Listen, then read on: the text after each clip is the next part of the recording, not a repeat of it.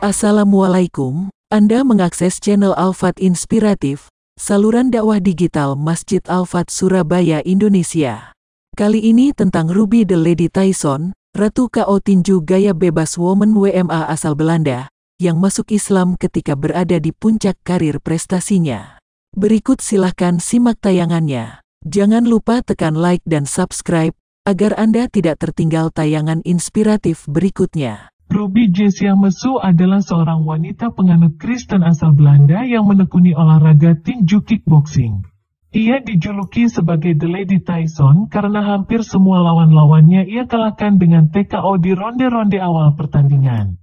Pada tahun 2019, ia memperoleh sabuk juara dunia setelah mengalahkan Sanis Josephina dalam pertarungan berjuluk Power Woman yang digelar pada tanggal 26 Oktober tahun 2019 di Utrecht, Belanda. Saat wawancara dengan para awak media usai pertandingan, Ruby Mesu mengatakan, "Dalam pertandingan kickboxing Anda bisa terkena pukulan keras hingga tergeletak tak berdaya di atas matras sebelum Anda sempat menyadarinya. Itulah sebabnya dalam setiap pertandingan, Anda harus membuat perbedaan, karena pemenangnya adalah yang terbaik secara teknis, yang terkuat secara mental, serta tetap fokus dengan terus-menerus melakukannya. Sedikit saja Anda kehilangan fokus, maka Anda akan hancur. Fokus adalah arah pandangan yang dituju. Kekuatan mental adalah cara hidup. Kemampuan teknis adalah hasil dari proses latihan dan pembelajaran yang terus-menerus. Inilah sekarang yang tengah saya pelajari dengan fokus dan serius, sebuah pembelajaran tentang cara hidup." Demikian disampaikan oleh Ruby Mesu tanpa menjelaskan lebih lanjut apa yang tengah serius dipelajarinya saat ini. Ketika merebut sabuk juara dunia ini, Ruby tengah dalam masa comeback-nya setelah vakum 3 tahun dari ring tinju karena cedera yang dideritanya usai mengalami kecelakaan hebat. Global Village Space memberitakan, tahun 2016 Ruby the Lady Tyson mengalami kecelakaan mobil yang sangat mengerikan hingga menyebabkan tulang lehernya patah. Peristiwa kecelakaan ini terjadi ketika karirnya di atas ring tengah menanjak hingga ia dijuluki sebagai The Lady Tyson. Tindakan medis yang dilakukan untuk memulihkan kondisi Ruby saat itu. Dokter yang merawatnya terpaksa harus memasang pelat di 7 titik vertebra serviks tulang belakangnya agar lehernya yang patah dapat kembali ditegakkan.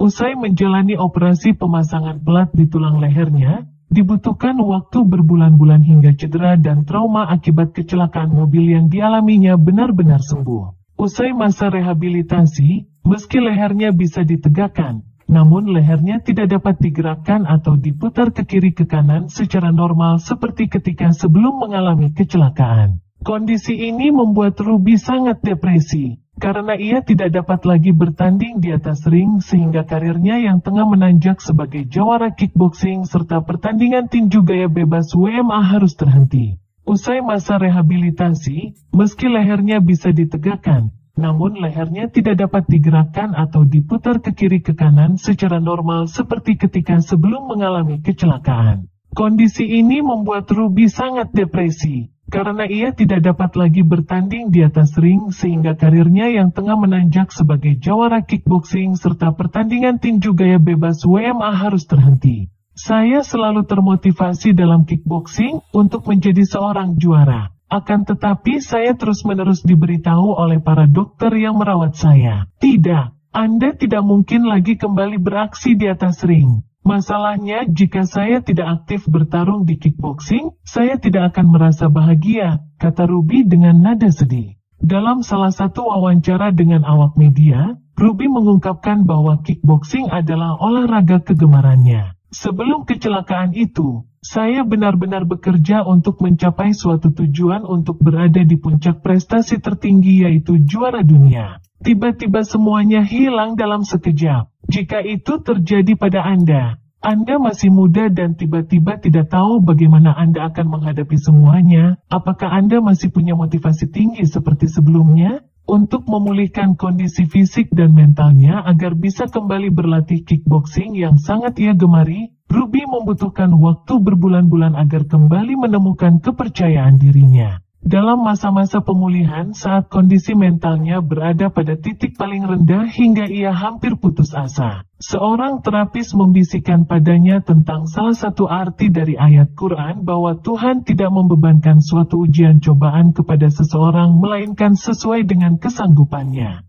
Karena itu seseorang hanya bisa keluar lolos dari suatu ujian atas usahanya sendiri, sebab Tuhan tidak akan merubah nasib seseorang hingga ia berusaha merubah nasibnya sendiri. Bisikan kata-kata tersebut membangkitkan optimisme Ruby, bahwa ia tidak boleh menyerah pada kondisi yang tengah dihadapi akibat kecelakaan yang dialaminya. Penasaran ia pun bertanya dari mana kata-kata pembangkit semangat tersebut, apakah sekadar kata-kata bijak seorang sastrawan, atau dari mana? Terapis tersebut kemudian menjelaskan bahwa kata-kata optimisme yang ia sampaikan merupakan terjemahan dari ayat Quran Kitab Suci umat Islam. Dalam Quran Surat Al-Baqarah ayat 286 Allah berfirman yang artinya, Allah tidak akan membebani seseorang melainkan sesuai dengan kesanggupannya. Sehingga siapapun yang yakin dengan ayat tersebut, ia tentu yakin akan bisa melalui segala permasalahan hidup yang tengah dihadapinya. Syaratnya, ia tidak hanya berdiam diri berpangku tangan menunggu datangnya pertolongan dari orang lain atau bahkan dari Tuhan. Karena dalam Quran Surat Ar-Ra'd 2 ayat 11 Allah berfirman yang artinya, sesungguhnya Allah tidak akan merubah keadaan sesuatu kaum atau seseorang sehingga ia berusaha merubah keadaan yang ada pada dirinya sendiri. Setelah dibacakan arti dari kedua ayat Quran tersebut, Ruby mengungkapkan keinginannya untuk mempelajari Islam, agar ia bisa lebih termotivasi untuk melalui situasi yang tengah dihadapinya. Sejak saat itu Ruby mulai dibimbing mempelajari Islam dan mulai mempraktekkan beberapa amalan Islam meski ia belum menyatakan masuk Islam. Sejak mempelajari Islam, kepercayaan diri saya mulai tumbuh. Setiap hari saya bekerja keras untuk memulihkan kondisi fisik dan mental saya. Setelah 1,5 tahun bekerja keras, saya mendapat persetujuan dari rumah sakit untuk kembali berlatih kickboxing. Dan diperbolehkan bertarung lagi meski harus ekstra hati-hati dengan bekas cedera pada leher saya, kata Ruby dengan bersemangat. Kerja kerasnya berlatih selama masa pemulihan pun membuahkan hasil, hingga ia mulai diberikan kesempatan kembali naik ring setelah vakum hampir 3 tahun usai kecelakaan yang dialaminya. Pada tahun 2019, Ruby memperoleh kesempatan kembali naik ring untuk bertarung memperebutkan gelar juara dunia tinju gaya bebas WMA yang ia impikan selama ini. Dalam sebuah pertarungan bertajuk Power Woman yang digelar pada tanggal 26 Oktober tahun 2019 di Utrecht, Belanda, Ruby berhasil mengalahkan Sanis Josephina, hingga ia berhak menyandang gelar sabuk juara dunia Women WMA kelas bantam junior. Setelah hampir 2 tahun lebih mempelajari dan mengamalkan Islam hingga kepercayaan dirinya bangkit, yang puncaknya saat ia berhasil merebut sabuk juara dunia tinju gaya bebas Women WMA. Ruby kemudian menyatakan masuk Islam pada bulan November 2020. Di akun Instagramnya Ruby memposting foto dirinya mengenakan hijab saat mengucapkan 2 kalimat syahadat di sebuah masjid di Belanda. Setelah mempelajari Islam dan mulai berlatih mengamalkannya beberapa tahun lalu, saya sangat bangga akhirnya resmi masuk Islam. Saya telah mengucapkan syahadat saya sendiri dengan lancar, tulis Ruby dalam postingan di akun Instagramnya dengan bangga. Proses masuk Islamnya Ruby the Lady Tyson makin menegaskan bahwa kian banyaknya orang-orang barat masuk Islam bukan karena suatu paksaan sebagaimana pemberitaan miring berbagai media barat saat ini. Tetapi mereka masuk Islam melalui proses ketertarikan, pembelajaran, dan pemahaman yang benar tentang Islam sebelum akhirnya memutuskan menjadi seorang mualaf. Demikian kisah mualaf Ruby the Lady Tyson. Semoga tayangan ini bisa menginspirasi kita untuk menjadi muslim yang lebih baik. Jangan lupa tekan like dan subscribe, agar Anda tidak tertinggal tayangan inspiratif berikutnya. Komentar positif Anda, insya Allah berpahala, karena menginspirasi orang lain untuk menjadi lebih baik. Infak terbaik Anda ke rekening Masjid Al-Fat sangat bermanfaat untuk kelangsungan dakwah kemasjidan ini. Terima kasih. Wassalamualaikum warahmatullahi wabarakatuh.